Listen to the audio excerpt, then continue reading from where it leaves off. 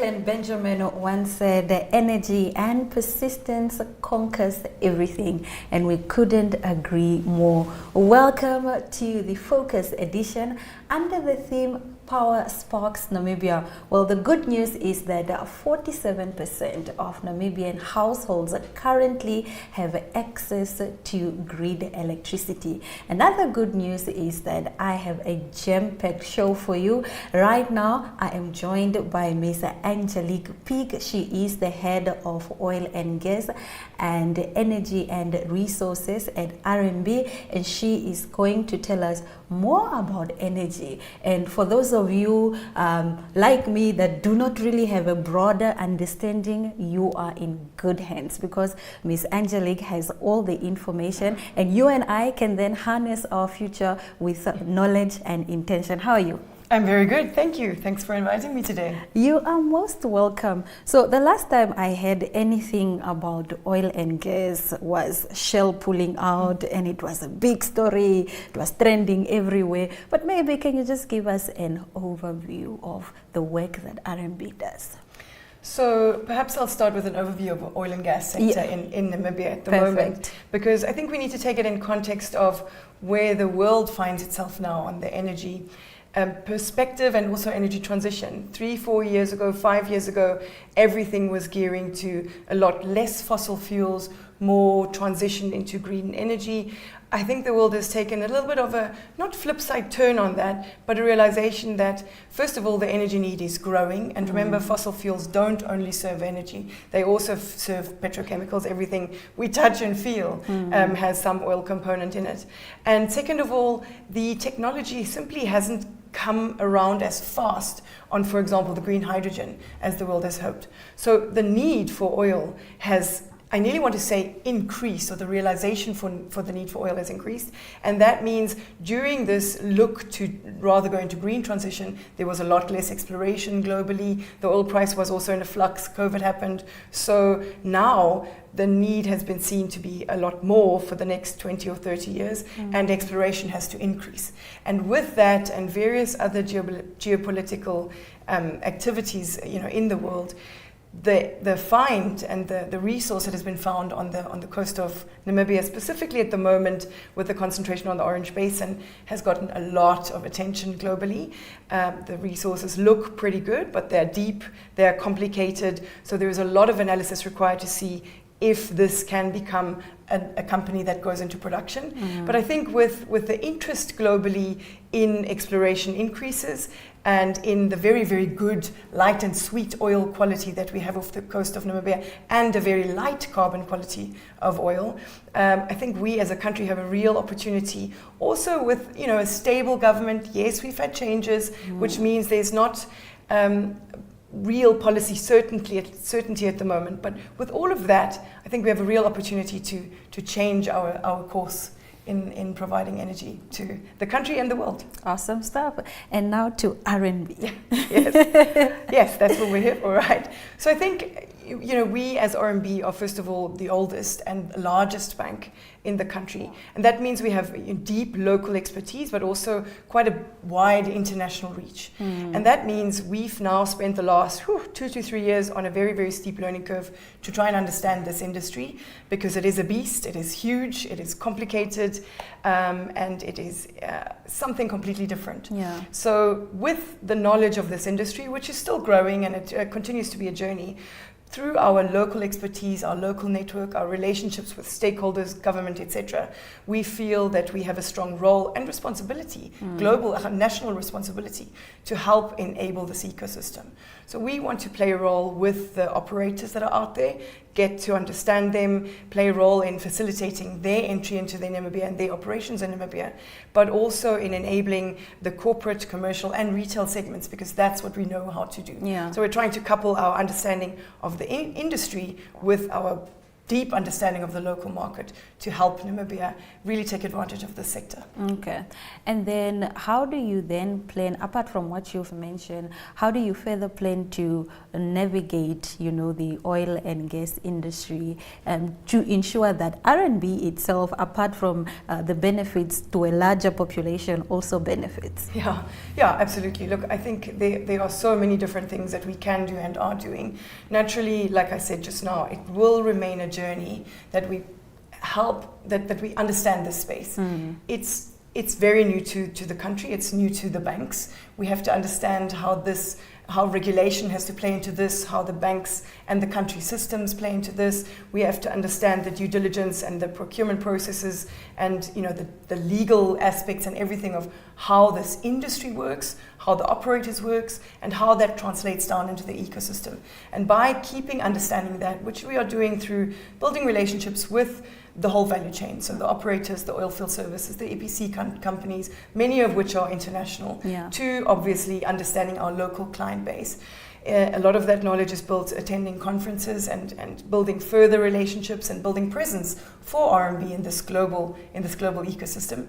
So it is a constant effort to keep understanding, keep learning, share that learning with Namibian stakeholders and our client set, and hopefully translate that learning into how we can create solutions and products and enablement for the country. Awesome. I love how you mention conferences, because that leads me to my next question. I understand there is the NEIC conference that is coming up. What would be RNB's involvement in that conference?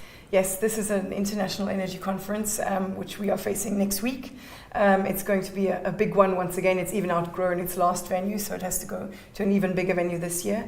I think what RMB is, first of all, we for the last, this is now the third year that we are one of the main sponsors of the event. Nice. And that has helped us create, first of all, a presence in the industry, but also an understanding of more of the detail of the industry, a relationship with the organizer and the operators. And we will be, again, facilitating panel conversations, facilitating sessions, putting some of our experts, for example, our M&A expert from London, onto panels. So it's really about networking, continuously growing that network and our understanding of the ecosystem. It'll be very interesting to see what the conversation topics will be in this very interesting time where we are waiting for potentially 1, maybe 2 FIDs in the next 6 to 12 months, where we are waiting to understand what our new president is going to do with regards to the oil and gas construct, which she has pulled into her office, which we're trying to understand. It'll be interesting to see what the policy is, and all of this will determine how the industry operates going forward. We are cautiously optimistic because we've always had a really good relationship from the private sector with our government, a lot of input into how things can and can't work. We have local associations that represent both the operators and the contractors present in the country now. So I think the timing for this conference is pertinent for how to see this going forward. All right, now if you want to find out when, where and whether you and I can attend this conference, you have to stick around, because after the break, Olavi Hangula has more on the conference. Stick around.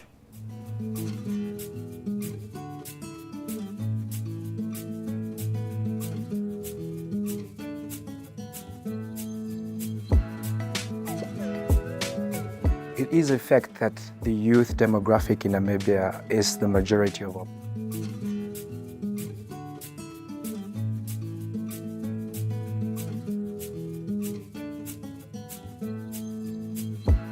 It's really important to understand that while we feel like the last 2 or 3, maybe even 4 years have been really exciting and things have been moving quite fast, we are still in the infancy of this sector. And this is a very, very long-term game. So in other countries, we see exploration taking 10, 20, 30 years before anything is even found.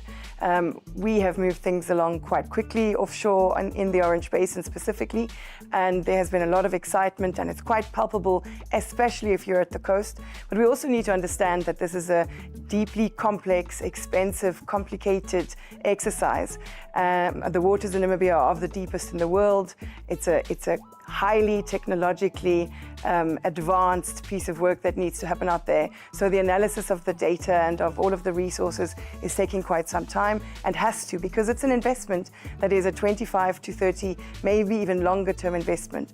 So while Namibia is definitely gearing itself up and needs to do so, we need to be a little bit patient and understand that a lot of decisions have to be made that will be long-term decisions, but getting in now and trying to understand this whole sector and this industry now will really reap long-term benefits. And Namibia can benefit from this over many, many years to come if we as a country get a lot of these things right.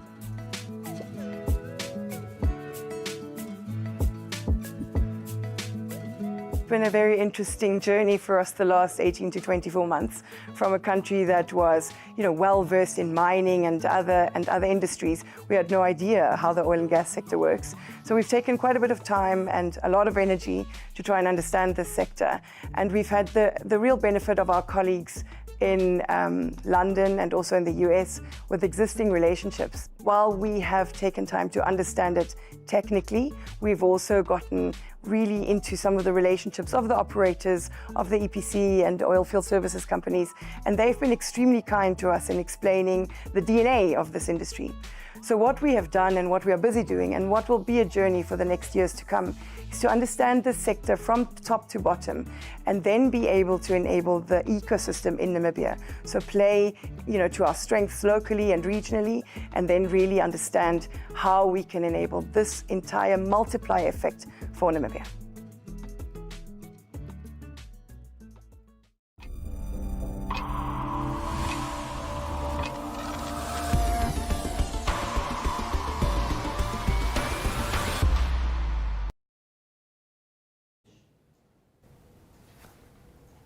And as promised, we are back. Joining us now is Olavi Hangula. He is the coverage manager, oil and gas and energy and resources at RMB. Now, Olavi, before we went for a commercial break, we were talking about the energy conference that is happening. Yes. So perhaps you and I can pick it up from there and just tell us, is the general public going to allowed to attend the event, and maybe any information about, the conference? Yes, lovely. First of all, thank you for having me, Aina. It's always a pleasure to be here.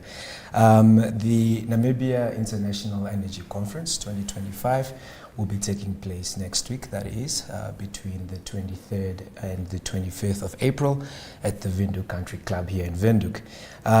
It is one of many global energy conferences, and I must say probably the biggest one we have here locally. I say big because it really brings together a cohort of major international energy players and brings them right here to Namibia at home, giving us the opportunity to go learn, network, and hopefully collaborate with them in as far as our sector is concerned. So locals, yes, do have the opportunity to attend. I would say that to get the finer details, you're best suited visiting the website, and on there you can see the different packages and opportunities that give you access to this conference. I know that they have different packages for locals and international delegates, so they try and accommodate different spheres of our sector, or of our nation rather. Okay. But yeah, so what time is the conference? I believe the keynote address begins in the morning on the 23rd. Okay, it's in the morning. Yeah, so we start off on the 23rd, and I'm happy to announce, it was officially announced last night, I believe, that our newly elected president will be doing the opening at this year's NIAC. So yeah, on the 23rd in the morning, I'm not exactly sure what time. What time? Yeah. The early bird always catches the worm. So be there as early as possible. Be there on this square as early as possible. Awesome. I understand you mentioned that you mentioned a website. Do you know what this website is, perhaps, just so our viewers can go directly there? Yeah, niec.com. Should be there. Yeah. Awesome stuff. Olavi, as young people, we are very excited about oil and gas. When we hear oil and gas energy sector, we think money, we think opulence, we think all these beautiful things. So how can then emerging oil and gas sectors create opportunities for young people who are so much excited about this sector? No, and we are rightfully excited as young people, Aina. You know, as young people, we make up most of our population. Yeah. And as a result, we also are mostly affected by the high levels of unemployment. So we can't be blamed for sitting in anticipation, hoping that this sector is going to be somewhat of our saving grace, right? And that could mean employment opportunities, it could mean business opportunities. There's all variety of hopefulness that this sector can potentially offer us. Yeah.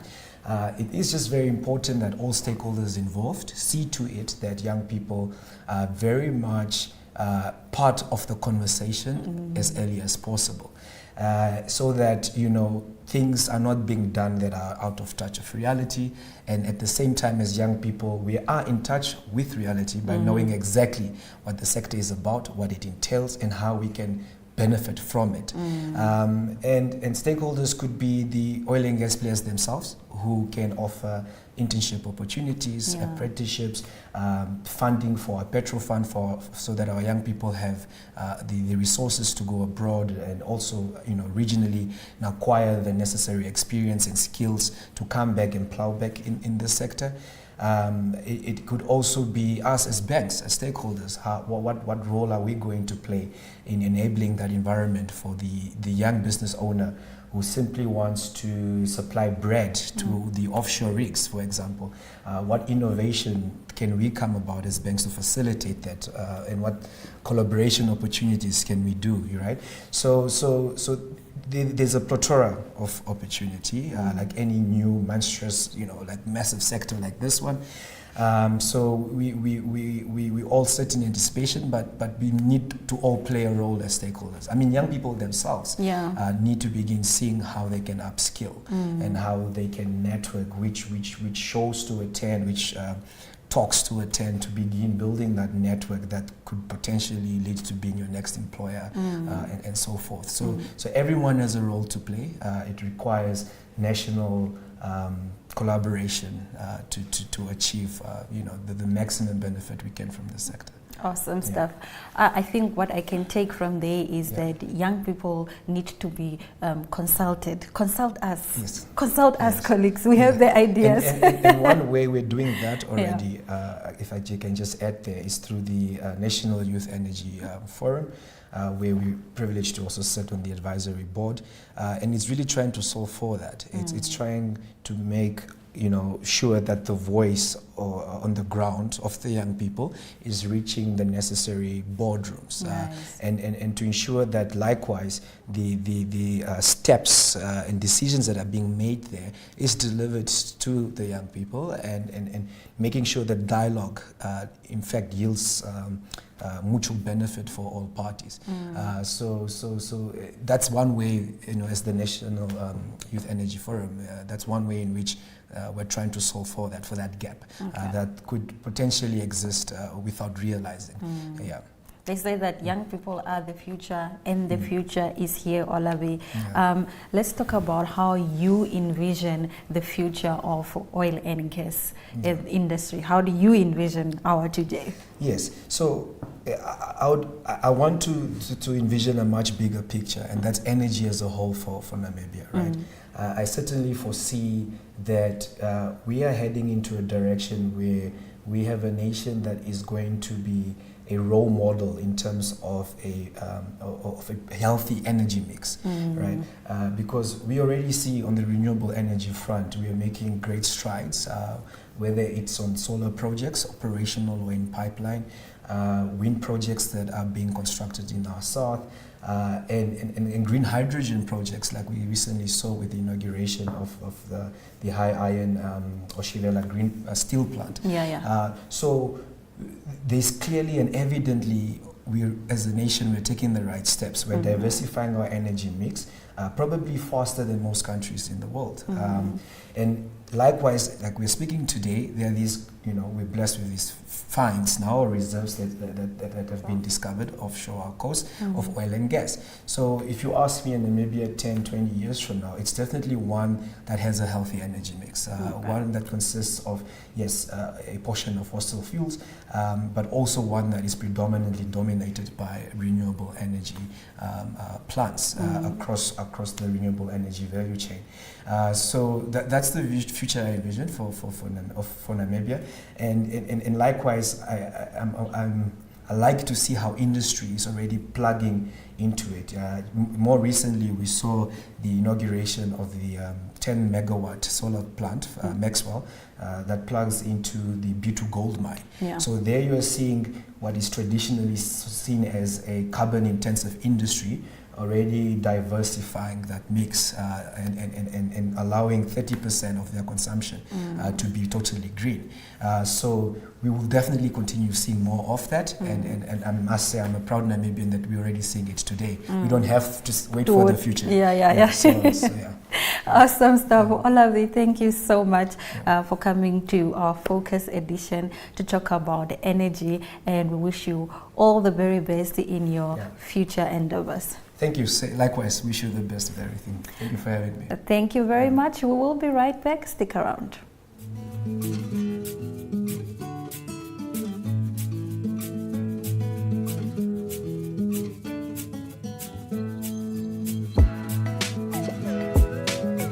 It is a fact that the youth demographic in Namibia is the majority of our population.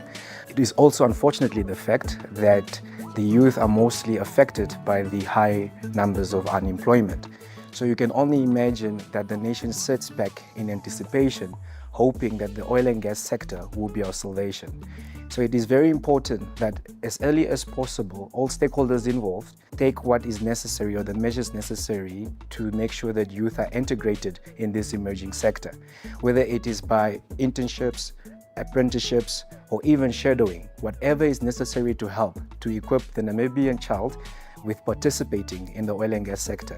Given the longevity of the sector, we hope that the sustainability will be inevitable and that the Namibian youth are indeed beneficiaries of employment opportunities and also participation in the value chains that come with the sector, be it the hospitality sectors and all the other ripple effects, logistics and so forth, that will benefit from the oil and gas.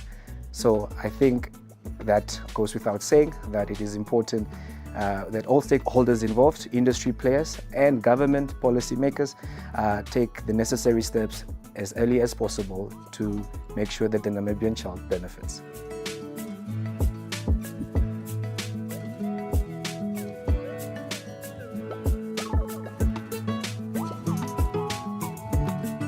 We are already fortunate that that ball has started rolling. Being founding members of the advisory board of the National Youth Energy Forum, we're trying to be exactly the bridge between the youth on the ground and the policy decision makers. So our job as the National Youth Energy Forum is to make sure boardrooms where we sit with the decision makers, being it the president, being it cabinet ministers, or even parliamentarians, and at the same time take what we get from there to the youth and facilitate and help implement what they want to achieve from this sector. So that is the role we are playing as the National Youth Energy Forum, and it helps that the founding members are all from diverse backgrounds. So not only are we bringing expertise across all sectors in Namibia, but we are making sure that the Namibian child or the youth is not left out, being that facilitator. Please do find us at the Namibian International Energy Conference 2025, taking place between the 23rd to the 25th of April at the Windhoek Country Club. There you can find us at our exhibition booth, and where we can network and exchange ideas as well as have mutually beneficial conversations as it relates to the Namibian energy sector.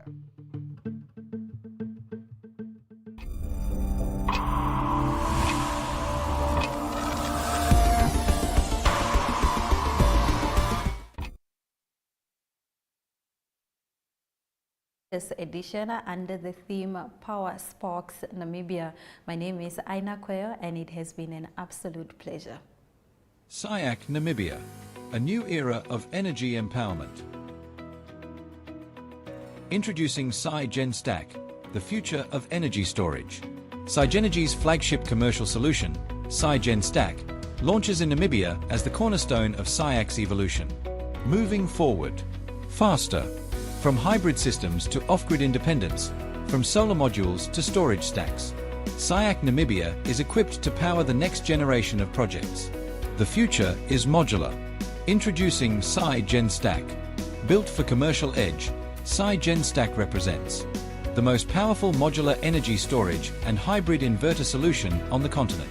Engineered by SiGenergy, a global leader in smart energy systems, SiGenStack combines modular, commercial-grade hybrid storage system, all-optimized energy management, stackable design for faster installation, IP66 rating for durability in Namibia's harshest conditions. Nedbank CIB. Unearthing deeper connections in the corporate sector. Contact Nedbank CIB in Namibia. Telephone 264819592504. Email cib@nedbank.com.na. Scan me. See money differently.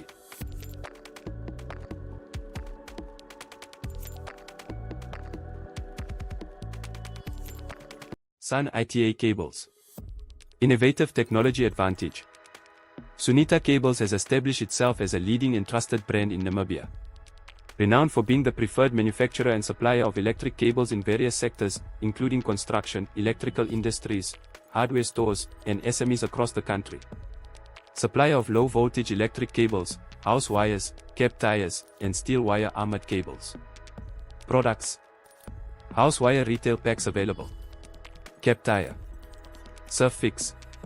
Bare copper. Ripcord. Steel wire armored cable, SWA PVC. Submersible cable. ACSR.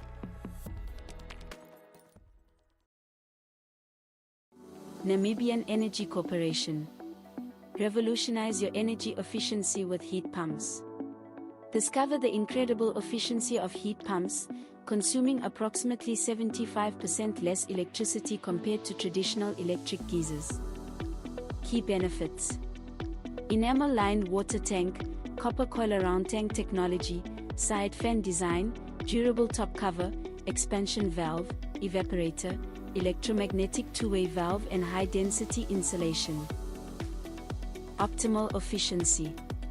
Combine your heat pump with a PV solar island or hybrid system for the ultimate energy solution. This combination not only enhances efficiency but also promotes sustainable energy use, further reducing your electricity consumption and environmental footprint. Contact us at +26461236720 or email necpp@necnamibia.com.